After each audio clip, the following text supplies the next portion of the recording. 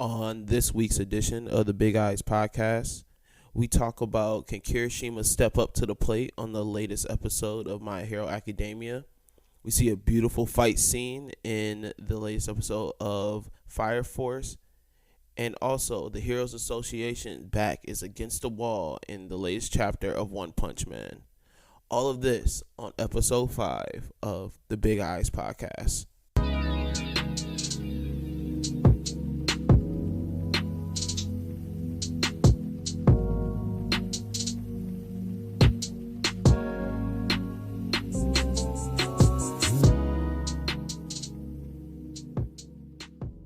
Welcome back. Thank you, man, tuning back in. Last week I was out with the flu, so very happy to be back. Very happy to be talking about anime, and this week we're actually going to talk about episodes. So we're gonna kick it off with My Hero Academia episode 79, episode that was liked by a lot of people. So right now they're on season 4. Season 4 is focusing on the Overhaul arc. So they are fighting a villain named Overhaul, who is a current leader in the Top Yakuza gang. And they are planning to stop him from making quirk erasing bullets and to save a young girl named Eri, who he is making, she's using her body to make the bullets. So it's some heavy stuff. Right now where they're at is the hero agencies have just now infiltrated his lair, and they are planning to go in and stop Overhaul and save Eri. Last week we had a really good episode that focused on actually one of the big three, Sun Eater, and it did a really good job of highlighting him.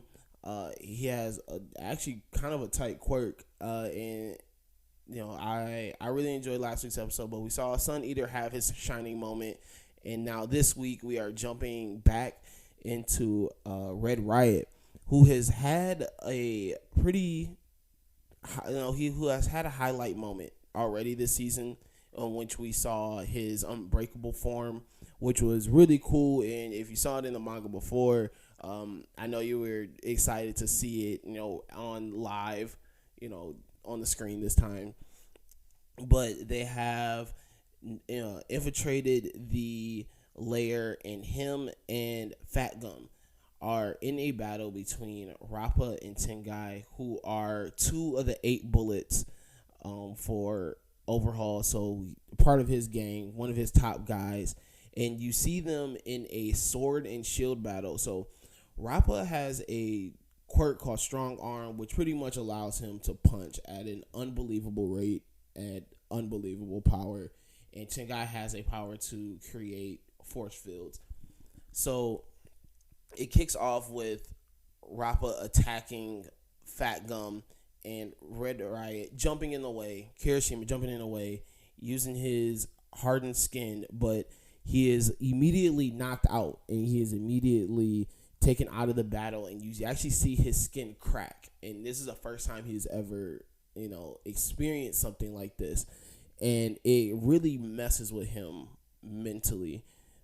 As you can see, as he is laid out on the floor, like he was, he really took him out the game. And with that, Fat Gum was left by himself to fight these 2 guys. And so Fat Gum, who is currently in a losing battle against Rappa, who is attacking him nonstop. Fat Gum is now resorting to pretty much his ace in the hole, his secret move. And while he is storing that up, we get into Kirishima, and we get into his backstory. And when you look at his backstory, which is pretty cool that, My Hero does a good job of anyways, is highlighting its supporting characters, and really giving them moments where you get deep into who they are and what they, and what makes them the hero that they are. So you go into his backstory, and you see a moment from when he was in junior high where he saw some girls being harassed, and instead of running to go help them, he kind of stayed stuck. and he didn't know what to do. Like, the fear took over his body, and he didn't know how to. He didn't run in to go help them, and it really messed with him mentally because it made him feel less of a man, and it made him feel less of a hero. And he looked up to the current hero that he looked up to was a hero named Crimson Riot, which he pretty much bases himself off of because they have very similar quirks. So he feels that he kind of let his hero down. He feels that, oh my God, like, this is a guy that I looked up to. This is a guy that I, model myself after, but I can't even live up to his standards because, fear has taken over my body. Fear has taken over me being able to help others. And in his anger, he kind of throws something, and it knocks down this little video that plays an interview of Crimson Riot, his hero, who talks about him being fearful and him being scared of, doing the job that he does every day, which is be a hero. And it kind of switches something for Kirishima to know that, you can be a hero, you can still be afraid, but you still jump in even if you feel that, fear. And you kind of get this backstory of Kirishima and what made him into, the hero that he is today and what his basis of a hero is. So you see him finally get up and use his body and goes unbreakable to take Rappa's punches so that Fat Gum could finish storing up his ultimate move, which pretty much he takes the damage that he was taking to his body and he was just storing that damage and was going to release it in one punch. And when Kirishima finally, gets back up, he jumps back into the fight. You see him give Fat Gum a chance to unleash that move, which breaks the force field that Tengai was creating and punches him and Rappa and knocks them unconscious. Once again, My Hero does a really great job of highlighting these characters. And in a lot of animes, you see they get so, they invest so much into the main character that it makes it really hard for other characters to get a moment. I think we've talked about this before with, like, Dragon Ball Z, where Goku, they invest so much into Goku that it's hard for someone else to really be the hero. And you see that sometimes, and it happens, whatever. But, My Hero does a good job of, like, kind of letting everyone have a shining moment.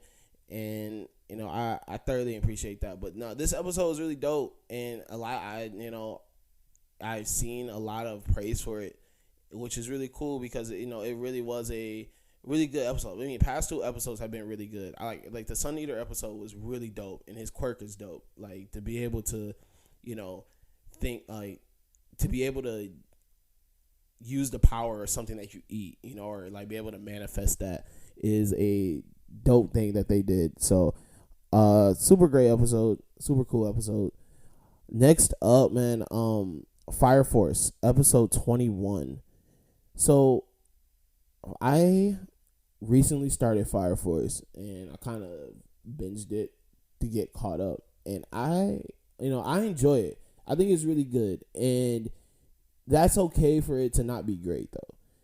I think we get caught up sometimes of if things are either mid or they're great, and that nothing can ever be like just good, or just a really good show. And that's what I think Fire Force is. Fire Force is a really good show. I do not see it as something super top tier, but I do not also see it as something that is, is weak. It's not. It's a solid, really good show that that's pretty entertaining. So, if you have not seen Fire Force is about a special unit of pretty much firefighters that are called, the Fire Force, that fight things called infernals, which are spontaneous human combustions. And it follows this young kid named Shinra who joins Fire Force Company 8, and they attempt to find the hidden truth, but the hidden truth behind infernals, and Shinra is attempting to find the truth behind his the mysterious fire that killed his family. And so episode 21, you actually get a lot of backstory. So there is a group called the Evangelists who are now known to be behind a lot of the infernals that are happening. So a lot of the human combustion was actually happening because of a group called the Evangelists, and they are now, Fire Force Company 8. They are now in their lair. They're attacking them, and there is a battle between the captain of the Fire Force, Obi, and one of the members of the Evangelists called Dr. Giovanni. And during this battle, Dr. Giovanni kind of spills the beans on what's really going on. So you figure out that the Evangelists, their whole goal is to eliminate people who cannot handle being blessed with fire abilities. So there are people who are blessed with abilities to handle the fire, to create fire, and have powers based on it, and there are others who just burn up and can't handle it. And so what they're pretty much is they're trying to wipe out the people who cannot handle the fire, and they are starting these, pretty much they are hand creating these infernal attacks using these fire bugs, and with that they're pretty much weeding out the people who can't. And the people who can handle the fire, they're keeping them, they're recruiting them, and they're going to try to restart the world, pretty much. And you figure out that Shinra and his brother named Sho, they both have a special fire called an Adola Burst. And an Adola Burst is really what creates the Infernals. And the Adola Burst is the reason why there are Infernals. But Sho and Shinra are able to pretty much control that power, which makes them pretty much light years ahead in terms of other pyrotechnics and other people who have the power of the fire and whatnot. So you figure that out, and it gives a good backstory of just what it's all about. And so Shinra's brother Sho, Shinra thought he was dead for a very long time, to figure out though that Sho has been alive, and actually he is now the leader of the Evangelist, and so these two are linked by their Adola Burst. And so the closer they get together, the more powerful they become. And Shinra's main goal is, I just want my brother back. I'm just trying to save my brother. And you get this moment where Shinra and Sho they're both connected by this Adola Burst, and the closer they get, you can see the more it's evident that this link is getting stronger between them. So they finally meet, and Fire Force gives me one of the best fight scenes I have seen in a while. It was beautiful. So they finally meet, and Sheena's like, man, I don't want to fight. I just want to get my little brother back. Let's go. Let's get out of here. Let's restart our lives together. And Sho is pretty much like, no, why? These people are weak. These people, we need to restart this world and make it better, make it stronger and whatnot. And with that, Sho ends up disrespecting their mother, and Shinra does not take kindly to that, and he attacks him. And so they begin to fight, and how they started off is, they do that thing where they're fighting really fast to the point where the regular human can't see them. But how they're doing it and showing it is they are making the fire or footprints, fire footprints, and it looks like this dance, and they're just you see the footprints and they're moving. You can't actually see them fighting, but you just see the footprints, and it looks so tight, how they're doing it. It looks like they're waltzing, and how they're showing these these footprints, and it was such a dope scene. And you see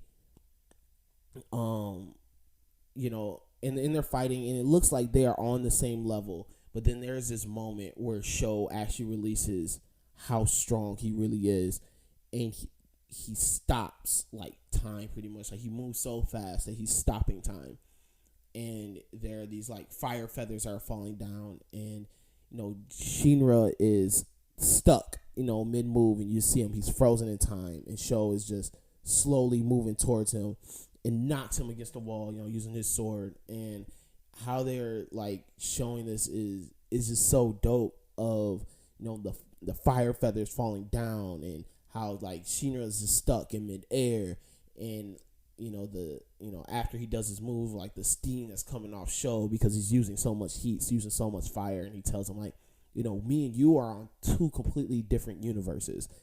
And Shinra is confused by him saying this, and he's like, what are you talking about? Different universe. Like, what are you talking about? Me and you are in a different universe. And Sho pretty much takes him to this different realm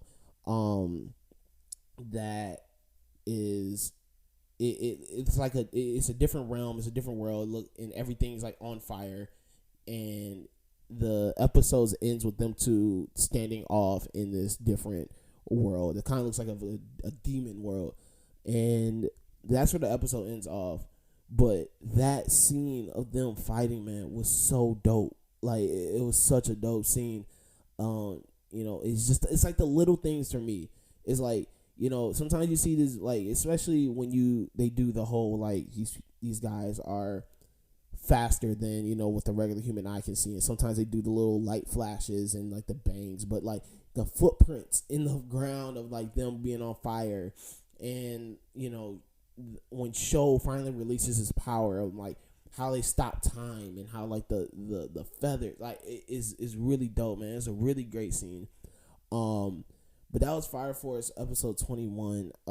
Once again, if you have not started Fire Force, definitely start it.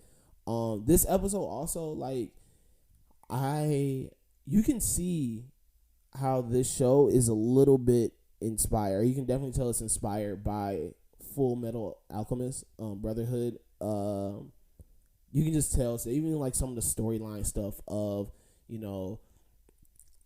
the brothers with like the reason why they're fighting, their mom dying, like it's kind of like more like blatant stuff like that. But there's also just like, I don't know, there's a few things that you can just really tell that is definitely inspired by Full Metal Alchemist, which is cool.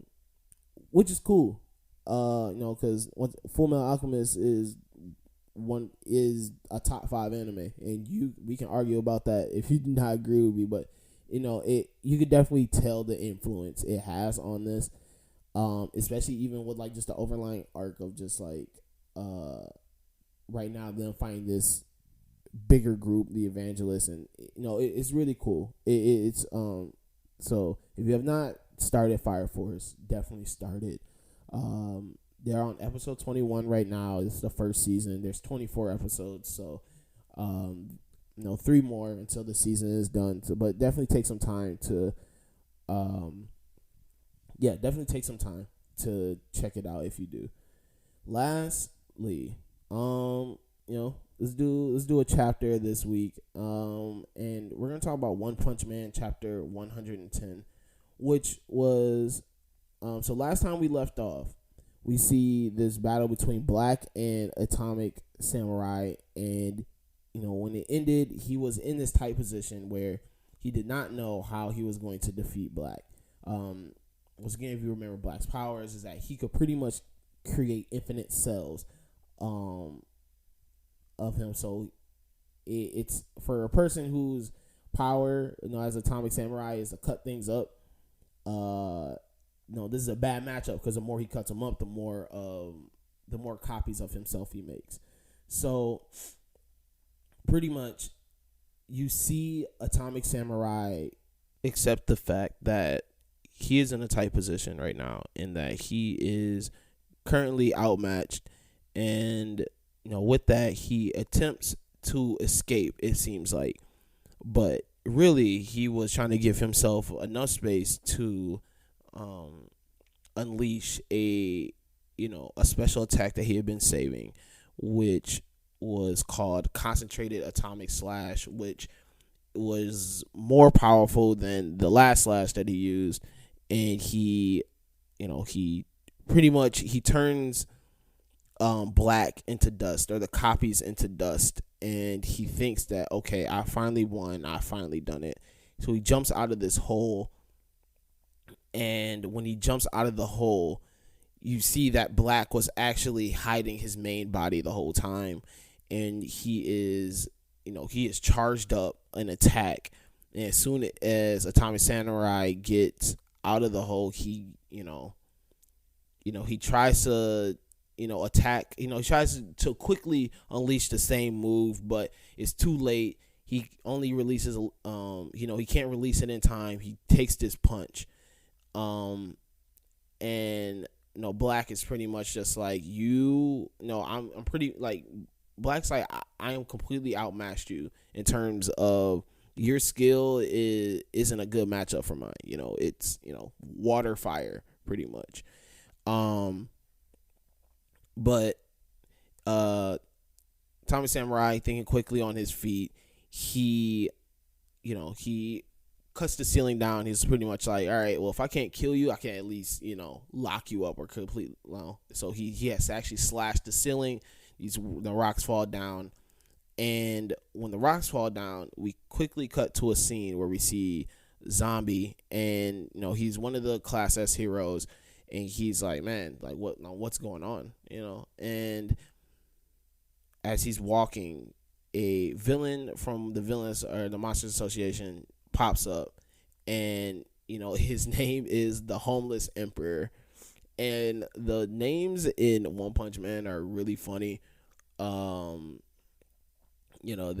definitely, man, like One Punch Man, I feel, is built on humor anyways, and they just do a good job just like letting little things be funny. Like the Homeless Emperor is a funny, that's just a little weird name, but Zombie runs into the monster, the Homeless Emperor, who has this power of like creating these explosions, and you just see him pretty much is decimating Zombie Man, and Zombie Man can't die. So even when he's exploding him and doing all this, he's regenerating, but he's doing it, he's getting destroyed at such an alarming rate where it definitely looks like he's in trouble. And it kind of ends with him attempting to attack the Homeless Emperor, and his attack being deflected, and Homeless Emperor releasing a powerful bomb and exploding him to dust. And that's how the chapter ends, and you just kind of see both heroes with their backs against the wall right now, and the Heroes Association with their back against the wall. So yeah, a good chapter from One Punch Man.